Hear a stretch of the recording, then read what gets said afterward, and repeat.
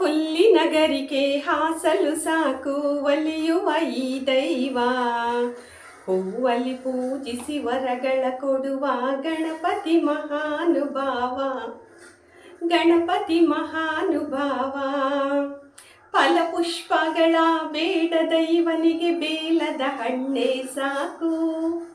ಭಕ್ಷ್ಯ ಭೋಜನಗಳ ಕೇಳದ ಇವನಿಗೆ ನೆಲ್ಲದ ಕಡಲೆ ಸಾಕು. ಪ್ರೀತಿಯ ಸ್ನೇಹಿತರೆ, ಎಲ್ಲರಿಗೂ ನನ್ನ ನಮಸ್ಕಾರಗಳು. ನಾನು ನಿಮ್ಮ ಪ್ರೀತಿಯ ಕನ್ನಡ ಕುವರಿ. ಇವತ್ತು ನಾನು ನಿಮಗೆ ಬೇಲ್ದಂಡ ತಗೊಂಬಂದಿದ್ದೀನಿ. ಗಣೇಶನಿಗೆ, ವಿಘ್ನೇಶ್ವರನಿಗೆ ಇಷ್ಟವಾದಂಥ ಹಣ್ಣು ಬೇಲದ ಹಣ್ಣು. ಯಾವುದೇ ಫಲಪುಷ್ಪ ಇಲ್ಲ ಅಂದರೂ ಸಹ ಈ ಒಂದು ಬೇಲದ ಹಣ್ಣನ್ನು ಒಂದು ನೈವೇದ್ಯ ಮಾಡಿದ್ರು ಸಾಕು, ಆ ಭಗವಂತ ವಿಘ್ನೇಶ್ವರ ಎಲ್ರಿಗೂ ಒಲಿತಾನಂತೆ. ಸೊ ಹಾಗಾಗಿ ಇಂಥ ಒಂದು ಬೇಲದ ಹಣ್ಣು ನಮ್ಮ ಮನೇಲಿ ಎಲ್ರಿಗೂ ಇಷ್ಟ.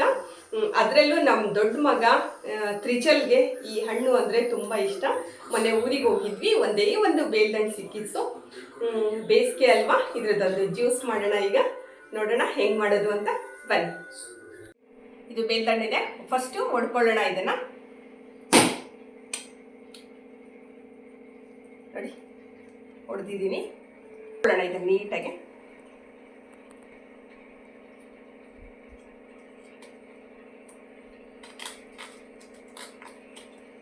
ತೆಗೆದು ಮಿಕ್ಸರ್ ಜಾರ್ಗೆ ಹಾಕೋತಾ ಇದ್ದೀನಿ ಒಂದೇ ಸಾರಿ ನಾನು.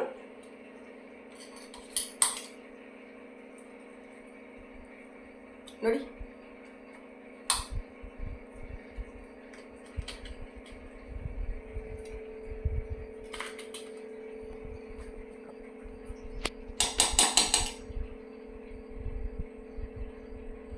ನೋಡಿ ಮಿಕ್ಸಿಗೆ ಹಾಕ್ಕೊಂಡಿದ್ದೀನಿ, ಮಿಕ್ಸರ್ ಜಾರ್ ಒಳಗೆ. ಸೊ ಇದಕ್ಕೆ ಒಂದು ಚಿಟಿಕೆ ಉಪ್ಪು ಹಾಕೋಣ. ಚಿಟಿಕೆ ಉಪ್ಪು ಯಾವುದೇ ಒಂದು ಜ್ಯೂಸ್ಗೆ ಆಗಲಿ, ಯಾವುದೇ ಒಂದು ಸ್ವೀಟ್ಗೆ ಆಗಲಿ ಒಂದು ಚಿಟಿಕೆ ಉಪ್ಪು ಹಾಕೋದ್ರಿಂದ ಟೇಸ್ಟ್ ಆಗುತ್ತೆ. ಸ್ವಲ್ಪ ಜೀರಿಗೆ ಹಾಕೋಣ. ನೋಡಿ, ಒಂದು ಸ್ಪೂನ್ನಷ್ಟು ಜೀರಿಗೆ ಹಾಕ್ತಾ ಇದ್ದೀನಿ. ಸೊ ಬೇಲ್ದಣ್ಣಿನ ಜ್ಯೂಸ್ಗೆ ಮೇಯ್ನ್ ಇಂಪಾರ್ಟೆಂಟ್ ಆಗಿ ಜೀರಿಗೆ ಬೇಕೇ ಬೇಕು. ಜೀರಿಗೆ ಹಾಕಿದ್ರೇ ಬೇಲ್ದಣ್ಣಿಂದು ಜ್ಯೂಸು ರುಚಿ ಆಗುವಂಥದ್ದು. ಹಾಗಾಗಿ ಜೀರಿಗೆ ಹಾಕಿದ್ದೀನಿ. ನೋಡಿ, ಬೇಲ್ದಣ್ಣು, ಚಿಟಿಕೆ ಉಪ್ಪು, ಸ್ವಲ್ಪ ಜೀರಿಗೆ ಹಾಕಿದ್ದೀನಿ. ಈಗ ಇದಕ್ಕೆ ನಾನು ಇದು ಜೇನುತುಪ್ಪ ಅಲ್ಲ, ಇದು ಬೆಲ್ಲದ ಸಿರಪ್. ಇದು ನಾನೇ ಮನೇಲಿ ಮಾಡಿಟ್ಕೊಂಡಿರೋದು.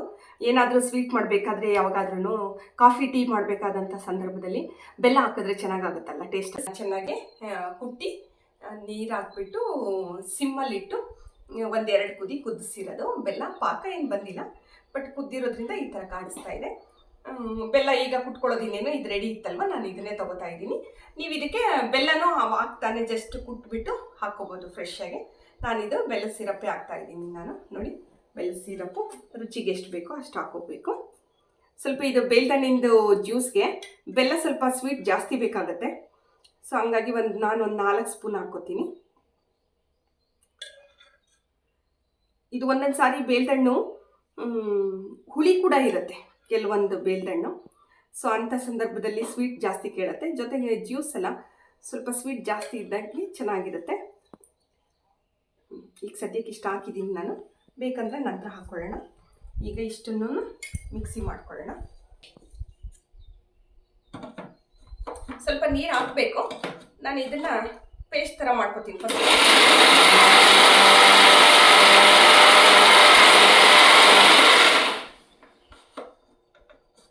ನೋಡಿ,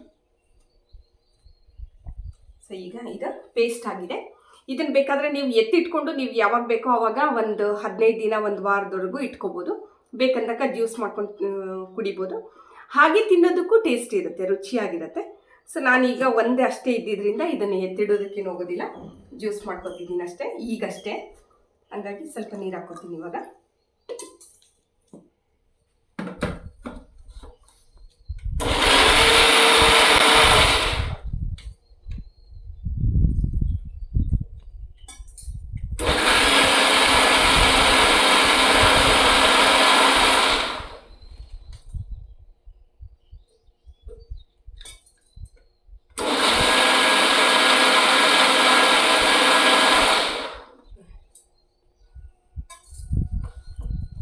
ನೋಡಿ ಬೇಲ್ದಣ್ಣಿನ ಜ್ಯೂಸ್ ರೆಡಿ ಆಗಿದೆ. ಓಪನ್ ಮಾಡೋಣ ಬನ್ನಿ. ನೋಡಿ ಬೇಲ್ದಣ್ಣಿನ ಜ್ಯೂಸ್ ರೆಡಿ.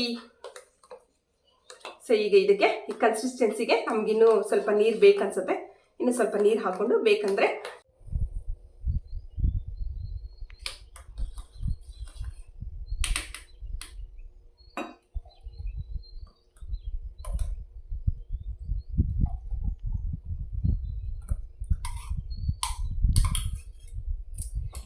ನೋಡಿ ಬೇಲ್ದಣ್ಣಿನ ಜ್ಯೂಸ್ ನನಗೆ ಮತ್ತೆ ಮನೆ ಪುಟ್ಟಂಗೆ ರೆಡಿ.